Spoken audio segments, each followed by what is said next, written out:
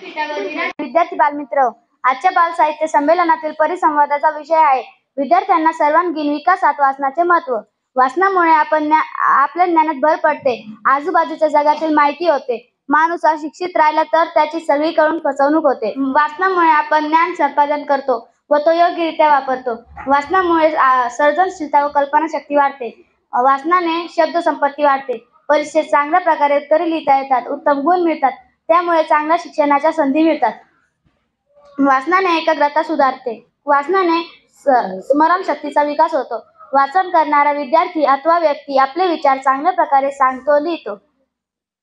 शालेय पुस्तकांसोबतच इतर अवांतर वाचनाची पुस्तके वाचली पाहिजेत. एखादे पुस्तक एखाद्याच्या आयुष्याला कलाटणी देऊ शकतं. एक पान एखाद्याचं आयुष्य बदलू शकतं आणि एक वाक्य एखाद्याच्या आयुष्याचं ध्येय ठरू शकतं. एवढी ताकद वाचनात आहे. तेव्हा रोज एक तरी पान वाचत जाऊ. भारतरत्न डॉ. बाबासाहेब आंबेडकर, माजी राष्ट्रपती शास्त्रज्ञ APJ अब्दुल कलाम हे वाचनानेच महान झाले. कवी सफदर आझमी यांच्या कवितेच्या ओळीने मी शेवट करते. पुस्तके काही सांगू इच्छितात, पुस्तके काही सांगू इच्छितात, तुमच्या सावलीत रांगू इच्छितात, तुमच्या सावलीत रांगू इच्छितात. जय हिंद, जय महाराष्ट्र.